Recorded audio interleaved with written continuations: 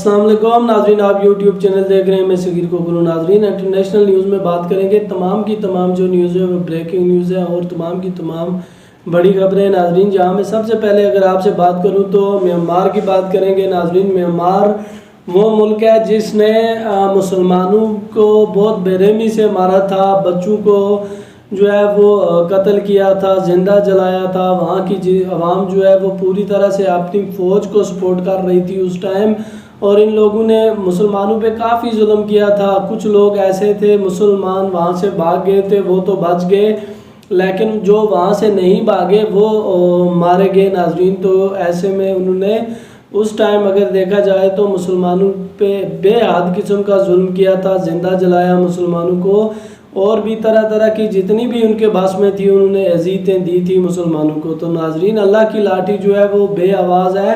और मैं आपको बताऊं कि यही म्यांमार जो इसकी फ़ौज को ये आदत पड़ी वहाँ से लोगों को मारने की, उनको कत्ल करने की, ज़िंदा जलाने की, इस तरह के जो हालात हैं वो म्यांमार में अब भी हो रहे हैं। नाज़रीन, खुद म्यांमार की फ़ौज खुद ही अपनी आवाम पे जो है वो अटैक कर रही है और उन पे तरह तरह के जुल्म कर रही है। तो नाजरीन, म्यांमार की जो फ़ौज है वो वहाँ की जो औरतें हैं, वहाँ की जो ख़वातीन हैं, उनका रेप कर रही है, उनके साथ जना कर रही है, उनको मार रही है। उनकी आंखों के सामने वो मासूम बच्चे जिनको कुछ भी नहीं पता, उन्हें पता ही नहीं है कि हमारे साथ ये क्या हो रहा है, या ये अंकल जो है ये हमारे पास क्यों आ रहे हैं, उनको इस तरह की कोई भी बात का नहीं पता। नाजरीन, वो उनके माँ बाप के सामने छोटे छोटे बच्चों के सर तन से जुदा कर रहे हैं।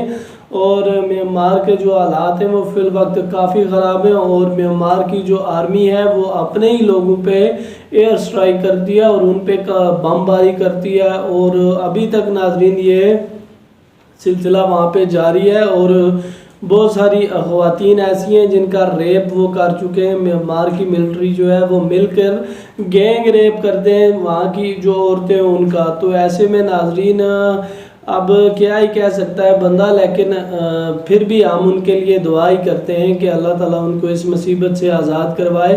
वो इस काबिल तो नहीं है जो उन्होंने किया था अपनी फ़ौज के साथ मिल के मुसलमानों के साथ, आज उनके साथ वही हो रहा है जो इन्होंने किया था मुसलमानों के साथ। तो नाजरीन, फिर भी हम उनके लिए दुआ करते हैं कि अल्लाह ताला उनकी जो मुश्किलात हैं उनको दूर फरमाए।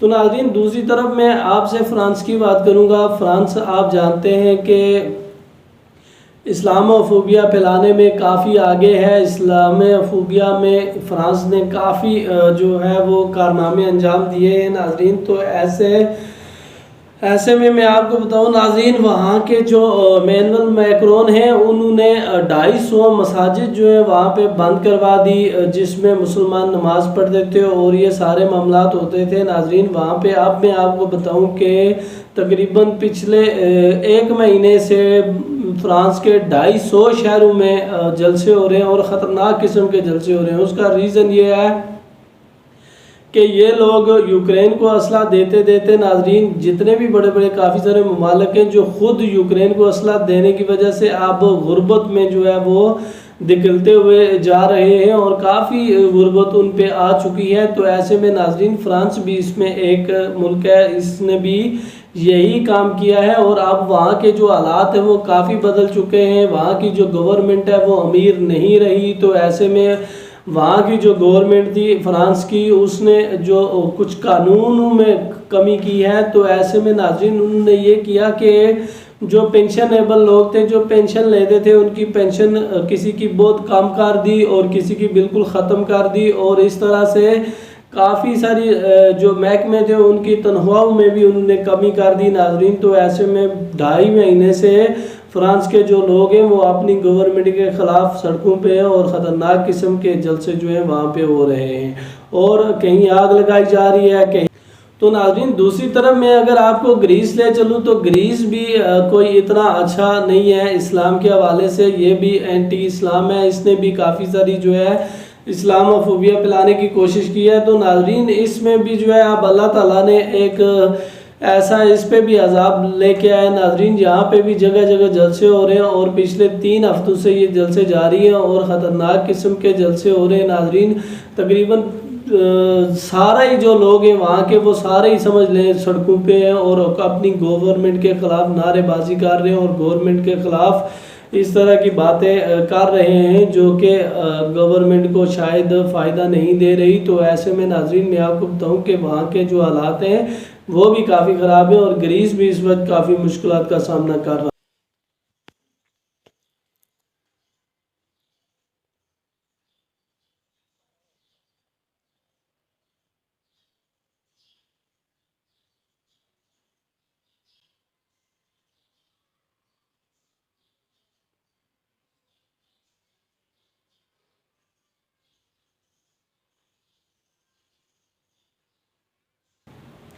तो नाजरीन अभी अगर हम कनाडा की बात करें तो कनाडा में जो मौजूदा हुकूमत है उसके बारे में इंकशाफ ये हुआ है कि इसको इलेक्शन जिताने में चाइना का हाथ है। पूरी तरह से चाइना ने धांधली के ज़रिए से वो बन गया।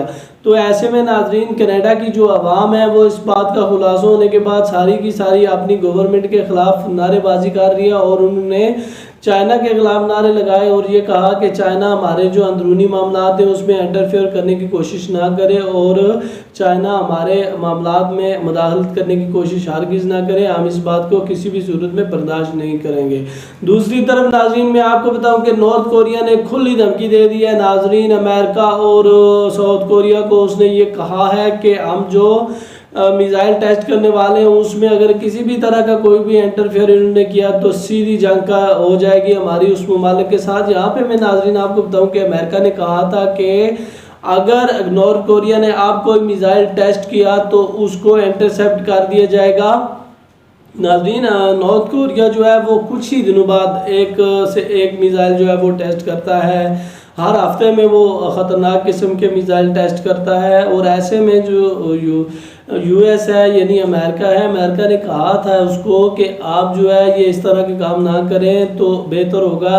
लेकिन नॉर्थ कोरिया ने अपने टेस्ट नहीं रोके नाजरीन। उसने ये कहा है कि अब जो है वो अमेरिका ने कहा कि अगर नॉर्थ कोरिया कोई मज़ीद मिसाइल या कोई भी चीज़ टेस्ट करता है तो उसको इंटरसेप्ट कर दिया जाएगा जापान के साथ मिलके। तो ऐसे में नाज़रीन मैं आपको बता चलूँ कि उसने नॉर्थ कोरिया ने साफ साफ कह दिया है कि अगर अमेरिका या जापान कोई भी मुल्क हमारे किसी भी मिसाइल को इंटरसेप्ट करने की कोशिश करेगा या हमारे टेस्ट में किसी भी किस्म की रुकावट पैदा करने की कोशिश करेगा तो उसके साथ हमारी सीधी सीधी जो है वो जंग शुरू हो जाएगी और ये काफ़ी ख़तरनाक हो सकती है। तो नाज़रीन दूसरी तरफ मैं आपको बताऊं कि रूस और यूक्रेन की जंग भी जारी है और यूक्रेन में काफ़ी ख़तरनाक किस्म के अटैक रूस ने किए। नाज़रीन के इलाके में नाज़रीन रूस ने काफ़ी ख़तरनाक किस्म के मिसाइल दागे और जो है वहाँ पे काफ़ी ख़तरनाक किस्म के पिछले 2 दिनों में रूस ने हमले किए हैं नाज़रीन। तो ऐसे में